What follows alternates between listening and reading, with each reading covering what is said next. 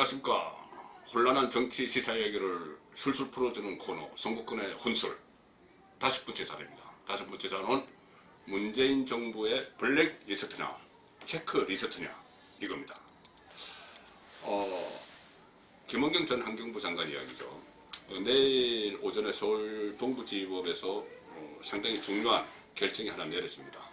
뭐냐면은 문재인 정부 출범 1년 10개월이 됐는데 그 문재인 정부 강요 출신 중에서 첫 구속되는 인사가 나올 것이냐, 이것이 내일 서울 동부지법에서 결정이 되죠.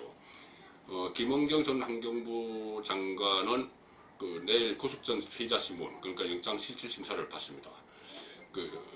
검찰에서는 지난주에 김원경 전 장관에 대해서 직권남용과 권리행사 방해 혐의 이것을 적용을 해서 구속영장을 신청한 상태죠.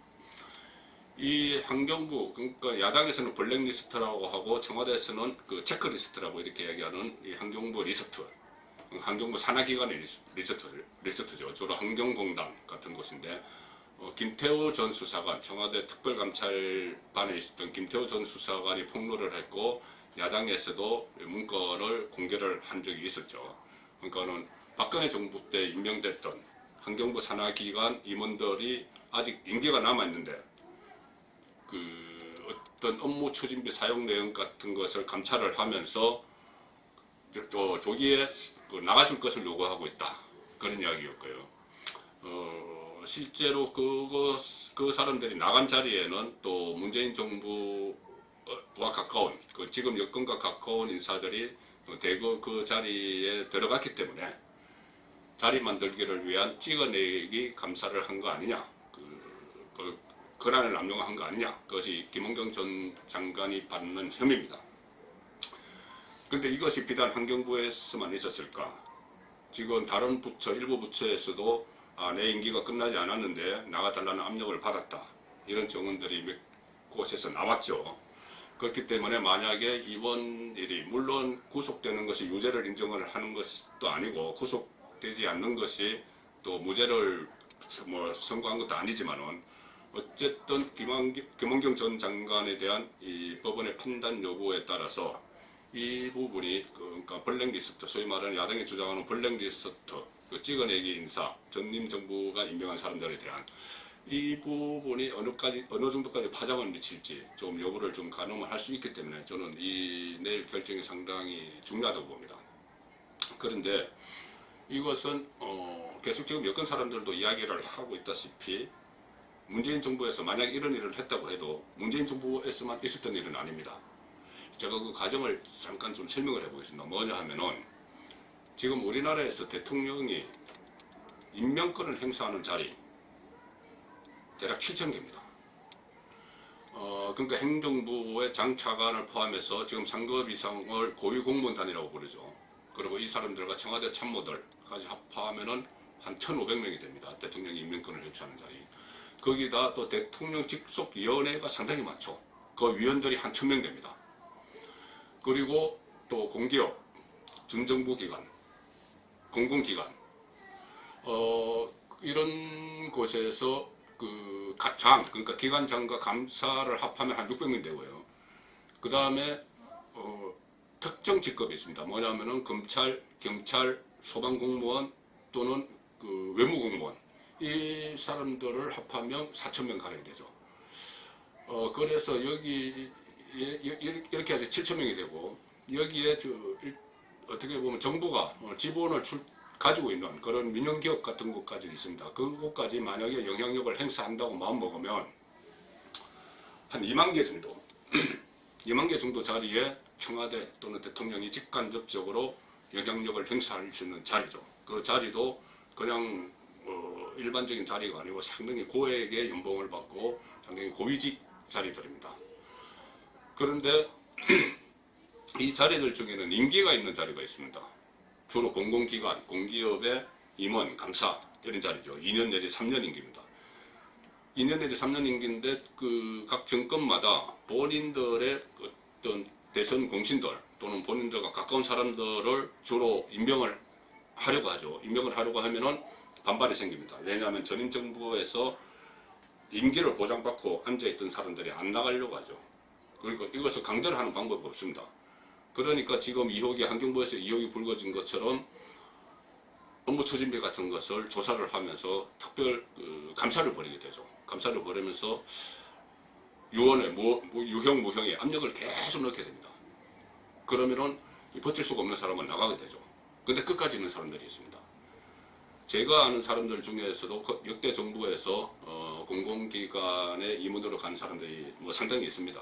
제가 정치권에 계속 정치부 출입을 했기 때문에 그 정치권에 있던 사람들, 정권이 한번 바뀌면 쫙 물러갑니다. 가다가 가고 또 일본은 들어가지 못하고 대기를 하고 있다가 5년 내에 한 번은 또 들어가고 이런 경우가 있습니다.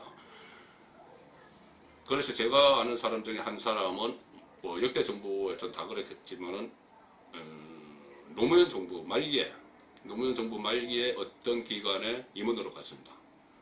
2년짜리 임기로 받고 갔죠. 그 직후에 이명박 정부가 들었었습니다. 이명박 정부가 들었으니 당연히 그 전임 정부에서 낙하산으로 왔던 인사들 다 나가라 이렇게 되는 것이죠.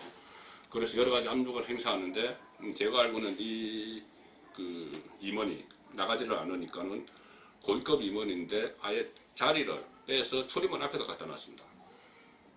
출입문 앞에 갖다 놓고 아무 일도 안 주는 것이죠. 그러면은 웬만한 사람은 다 나갑니다. 근데 이 사람 2년을 버텼어요.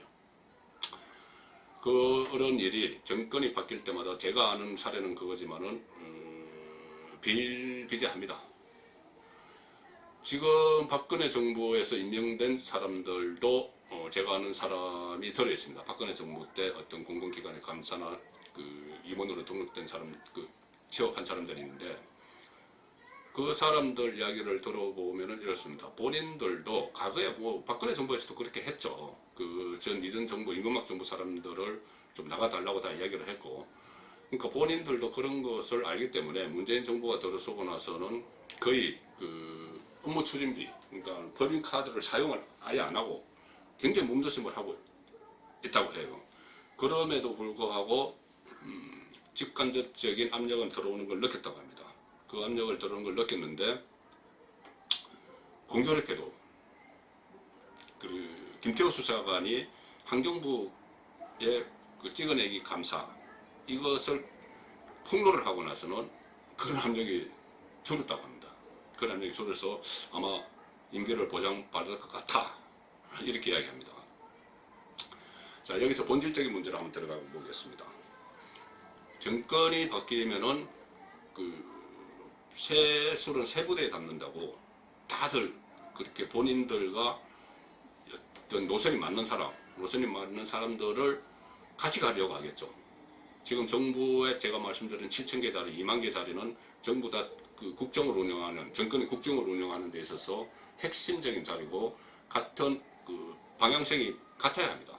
그렇기 때문에 그러니까 노무현 정부에서도 낙하산 인사 이야기가 많았었죠. 근데 제가 그때 노무현 정부 때 청와대를 출입하면서 당시 인사수석에게 이런 말을 들었습니다. 낙하산 인사라고 비판을 하는데 그것이 비판할 것은 아니다는 것이죠. 뭐냐면은 군대에서 낙하산 부대라는 것은 전황이 좋지 않은 곳에 투입이 돼서 전황을 유리하게 만드는 부대다 이거죠. 그러니까 낙하산 인사라는 것도 우리와 생각이 다른, 우리와 국정운영 방향성이 다른 사람들이 모여있는 곳에 우리와 같이 같은 생각, 같은 방향성, 같은 개혁성이 있는 사람들을 투입하는 것이다. 그것이 왜 나쁘냐 이 말이었죠. 물론 그 말도 일리가 있습니다. 그런데 그러자면 원래 있던 사람을 빼내야 되는 것이죠. 자리 7,000개를 새로 만드는 것이 아니고 2만 개 새로 만드는 것이 아니고 그 전에 7,000개, 2만 개 있던 자리입니다. 그게 다 사람들이 있던 자리인데 빼내야 되는데 물론 임기가 없으면 뭐 상관없습니다. 그런데 임기가 보장되어 있는 자리도 억지로 빼내려고 하니까 이런 문제들이 생기는 것이에요. 지금 김원경 환경부 장관처럼 전 문재인 정부의 장관 중에서 처음으로 구속될 위기에 몰리는, 그리고 만약에 구속이 될 경우에는 그 여파가 다른 부처로 갈 수 있는 그런 상황을 만들게 된 것이죠. 자, 저는 그렇게 생각합니다. 지금 문재인 정부에서는 이것은 당연한 인사권의 행사다. 그리고 박근혜 정부 때 있었던 여러 사람이 구속된 그런 블랙리스트와 같은 등급에 나서는 안 된다. 이것은 우리가 그냥 체크해본 체크리스트다 이렇게 이야기합니다. 근데 블랙리스트든 체크리스트든 이것이 또 과거부터 계속 이어왔던, 제가 아마 제 예상으로는 청와대에서 그렇게 할 겁니다. 이 문제가 상당히 커지면은 그것은 우리 정부만 한 게 아니다, 과거 정부에서도 다 해왔다 이렇게 이야기할 겁니다. 지금도 얼마 전에 몇 가지 사안에서 전부 과거 정부 탓으로 막 돌리는 그런 일이 있었죠. 그렇지만 문재인 정부가 그렇게 해서는 안 됩니다. 뭐냐 하면은 일단 전임 정부에서 임명된 사람들을 어떤 비합리적인 방법으로 뭐 감사를 하거나 이렇게 해서 찍어내기 인사를 하고 또 뭐 어떤 뭐 협박성 이 자료를 들이밀고 이런 것은 잘못된 관행이죠. 잘못된 패단입니다. 잘못된 패단이 쌓이고 쌓인 것이 적폐죠. 근데 문재인 대통령은 지금 임기 시작 이후에 거의 2년 가까이 적폐 청산을 국정과제의 1호로 삼고 있습니다. 그렇다면 이 적폐를 도려내는 것이 문재인 정부가 당연히 할 일이죠.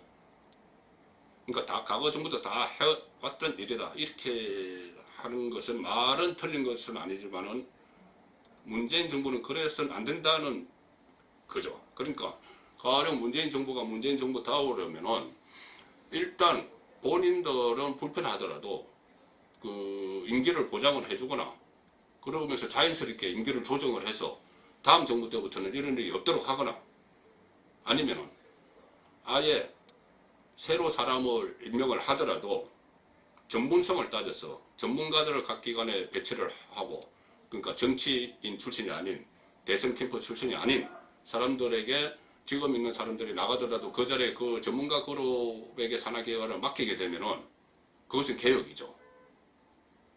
자, 그런 노력은 하지 않고 본인 정들에게 좀 편한 그런 관행을 이어받는 것은 적폐청산과는 정반대의 길이다.